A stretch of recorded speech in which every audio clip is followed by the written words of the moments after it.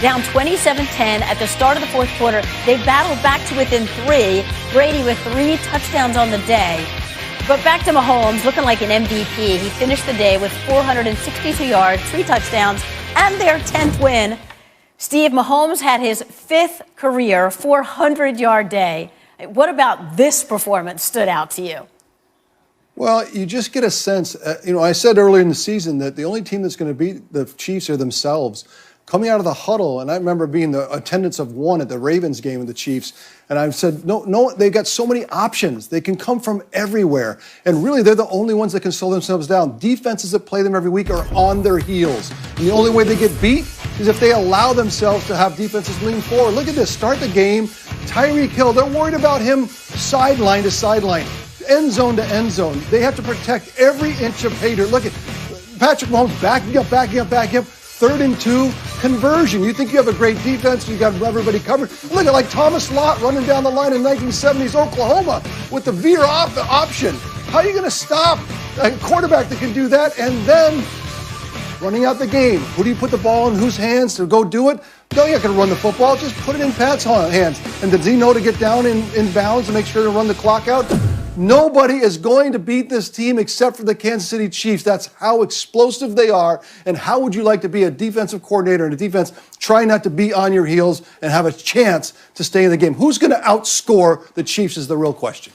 And that's very tough to do. But, Steve, you just put some plays up there offensively for the Kansas City Chiefs, with Tyreek Hill just running slap through a defense. I want to talk to the defense of the Tampa Bay Buccaneers. 24, cornerback Carlton Davis. When you get up in a guy's face like Tyreek Hill, when you know he has speed, you have to be confident in your skill set at the line of scrimmage. And then second of all, Whitehead, the safeties for the Tampa Bay Bucs, you got to understand depth and you have to understand angles with dealing with speed. The Kansas City Chiefs have so much speed on their team. You got to worry about guys like Miko Harmon. You got to worry about guys like Kelsey. And I want to send a shout out to Travis Kelsey and the Cheetah for being able to be number 1 and number 2 in the National Football League, just being able to get those receiver yards. For the last couple of weeks, is Kelsey a receiver or is he a tight end? Whatever he is, he's in the tops of everything that he's doing at the wide receiver position. But let me get back to the defense. They have to understand angles with dealing with a track team like that. Yeah. Get depth and get width and watch the ball come to you. Let's turn to the Bucs offense. And we've heard for a while now this is a collaboration, Arian style, Brady style.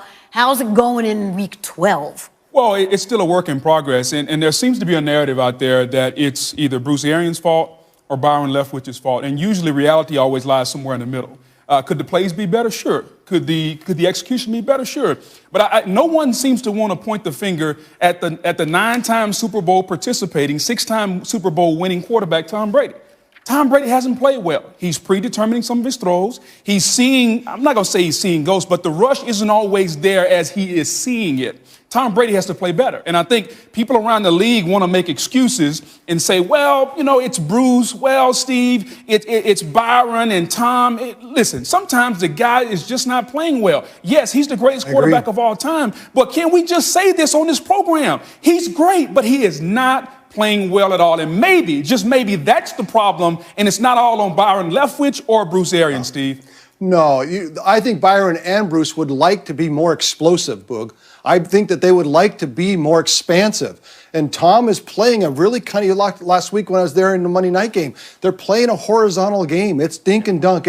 Tom looks like a quarterback that wants to be 28 for 30, right? I want every short, just march down the field and not have that explosiveness. And to me, anytime he tries to throw a long ball and he's maybe seeing pressure and feeling pressure because that offensive line is a patchwork in the week before, I just feel like the long game is gone. And I think Tom Brady is going to have to force the issue and prove to other teams in the rest of the league, because they are predatory. Defenses in this league, Brooke, as you know, are predatory, and they maybe smell that Tom Brady can't be expansive anymore. Maybe because of the offensive line, maybe the fear of the rush, whatever, maybe the arm strength, whatever it is, this team feels like a horizontal offense, to your point, that does rest with Tom Brady.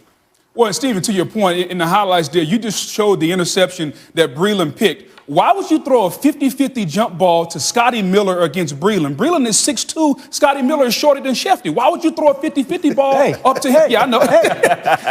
There's no reason whatsoever to throw a 50-50 ball up to Scotty Miller. That should be Mike Evans. So Tom Brady, before the snap of the ball, said, I'm going here regardless, and you just can't do that. Well, let me tell y'all something. I can't believe that y'all sitting on national TV talking about Tom Brady. For the last 2 seasons, correct me if I'm wrong, they had a quarterback by the name of Jameis Winston there in Tampa, right? Yes. And his inability to move in the pocket had him a league high, 30-something interceptions, right? Yes. Tom's throwing interceptions, not moving around in the pocket, right? Steve just alluded to Bruce Arians and Byron Leftwich's offense being a vertical offense. Mm-hmm. So you knew what you were getting in the offseason, and knowing that you've been struggling up front of protecting your quarterback. So I think that Tom is most comfortable when he has that running back, when he can dink and dunk, when the guys are moving pieces across his face. Y'all just alluded to Bruce Arians wants to stretch the field, but the offense is not going to allow that offense to run up and down the field like that. So I said, week 1, week 2, you have to be able to play to the strengths of Tom Brady.